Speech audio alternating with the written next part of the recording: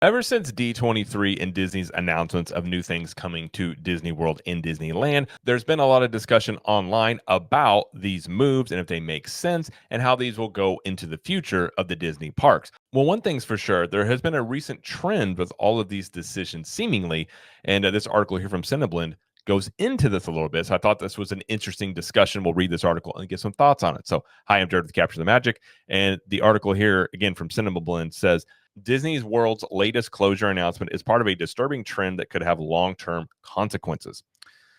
It says Disney World is a park that will always be changing. There is always something new at Walt Disney World, but there are certain things people still expect to never change. If Cinderella Castle or Haunted Mansion were scheduled for replacement, people would be shocked. Such was the case when we learned this week that the Rivers of America and Tom Sawyer Island, places many probably thought could not be replaced, were set to be removed to make way for a pair of new attractions based on Pixar's Cars. I will be as sad to see this Rivers of America and Tom Sawyer Island go away as anybody. They have been iconic parts of the parks for over 50 years, but my issue with what's being taken away and what is replacing it has less to do with age and nostalgia than it does with the changing function of the space. It says Disneyland and Disney World are losing places for their youngest guests. I'll be the first to admit that I haven't been over to Tom Sawyer Island at Magic Kingdom in years. Part of that is because Tom Sawyer Island is basically a big playground. It's an open area where kids can run around, climb on rocks, walk through caves, and otherwise expend energy, something they can't do standing in line or even on many attractions. It's very true. If you've ever been over there, it is basically just a wide open playground to just run around, and it's a great place for kids to just expend energy. Alongside the reveal of the new Cars attractions at Magic Kingdom came the news of multiple new attractions coming to Disney's California Adventure in Anaheim. This has led to speculation that either Hollywood Land, home to a Monsters Inc. dark ride, or the Grizzly Peak area of the park may be ripe for redevelopment. The later could mean the end of the Redwood Creek Challenge Trail, a similar play area full of rope bridges, slides, and other places where kids can play. This would be tragic considering the last major redevelopment at DCA replaced a Bugland with Avengers Campus. Four attractions designed specifically for little kids were replaced with a single attraction that a kid under 5 can sit on, but likely not participate in. If this keeps up, there will be a few places where kids can just play in the parks. Yes, I have children who are of the age where these thoughts are at the front of my mind. A decade ago, when I was one of those childless Disney adults that everybody hates, I probably wouldn't have cared as much. But it wouldn't change the fact that this is potentially short term thinking with potentially long term consequences. So I agree with this, what he's saying here, because not only of these things here, but they also took away when they redid Tiana's Bay, or they redid Splash Mountain 2, Tiana's Bay Adventure.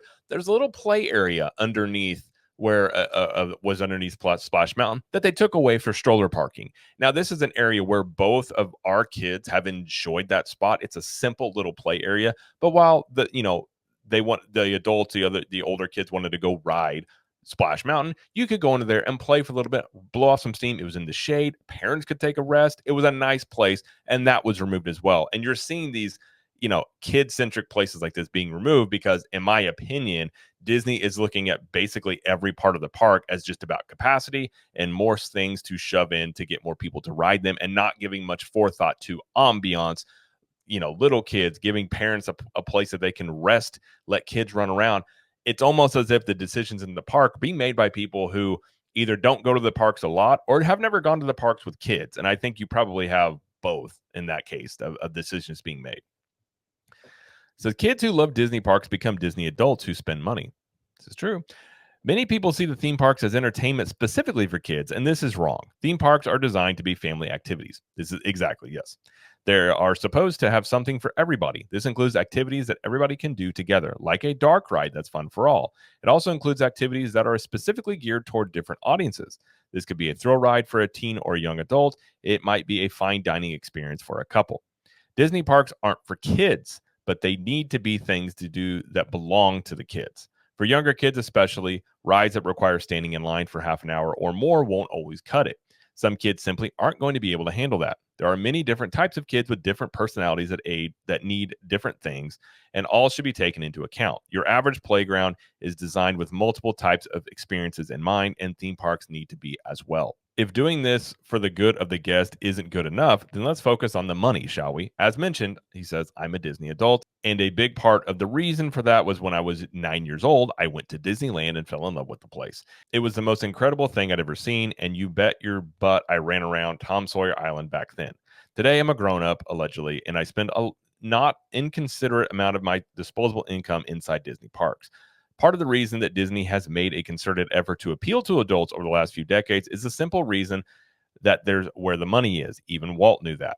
But to become a Disney adult, you have to be a kid first. If your memories of Disney parks as a child are standing in lines, being too short to go on rides, everybody else is going on, or simply being forced to be still all day, you're not going to leave the park with the best memories. Decades later, are you going to be excited to bring your own kids if your own memories aren't that much fun? It's a good point. While Disney seems to be focusing on older guests, Universal is moving to capture them. And this is the part of the article that I thought was interesting, and I completely agree with it. While major attractions are what get the headlines when theme parks announce what's new, not every theme park company feels like it's forgetting the youngest guests. Universal Orlando Resort recently redeveloped its land that focused on its young visitors with DreamWorks Land at Universal Studios Florida. It could have put some sort of thrill ride there following the success of Hagrid's Magical Creatures motorbike adventure and the Jurassic World Velocicoaster, but it didn't. After building two successful thrill rides, its next project was for the people who wouldn't be able to ride those roller coasters for years. It's an entire land full of fun for kids, with only one attraction that requires standing in any sort of line. The rest is just open to run around.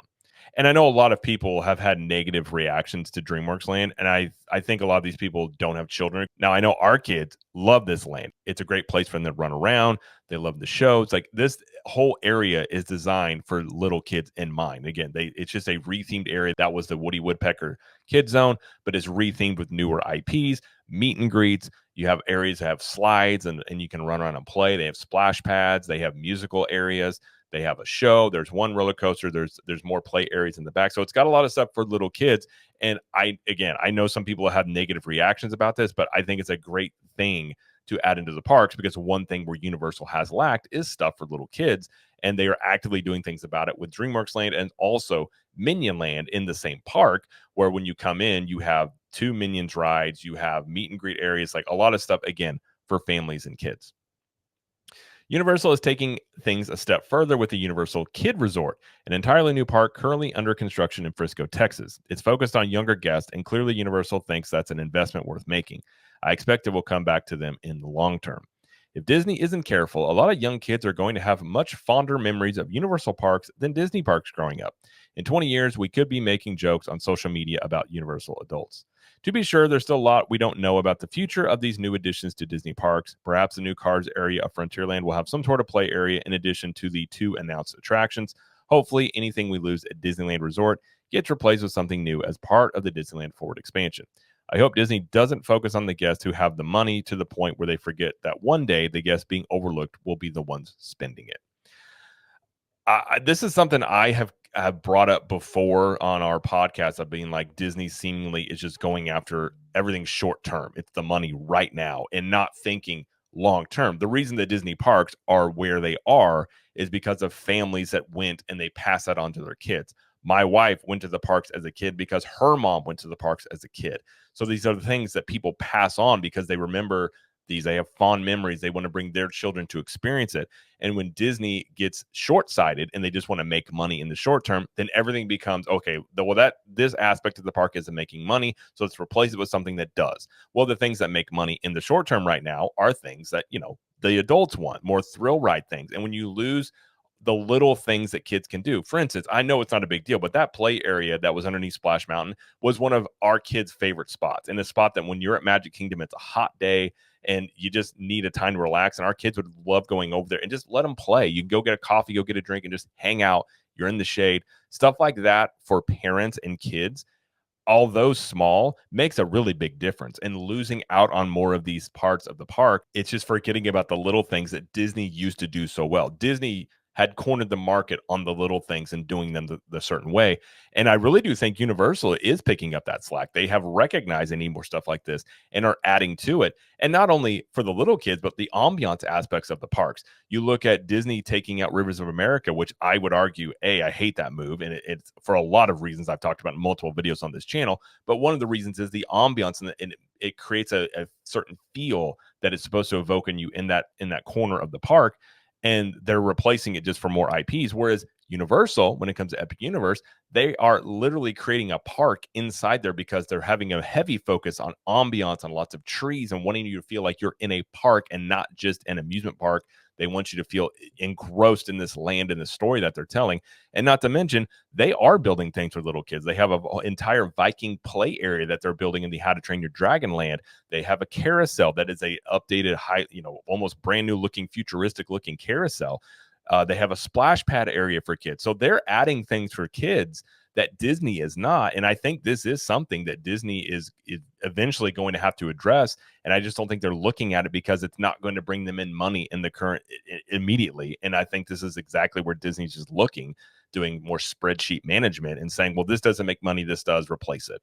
And that's unfortunate. And I think this is something in the long term that is going to hurt them as they just get too short-term focused, in my opinion. But I just thought it was an interesting article because I've had these similar thoughts, and just seeing it from somebody who, they're bringing this up in Cinema Blend. I thought it was an interesting topic to bring up, and one that I do agree with. So, but that's going to be it for this video. If you like this video, please like it and subscribe to the channel, as we do lots of coverage here of Disney World, Universal Studios, Epic Universe, and pop culture news. And let us know in the comments, do you think Disney is forgetting about the little kids, or do you think that Disney is doing just fine in this area? And until next time, we will see you in the parks.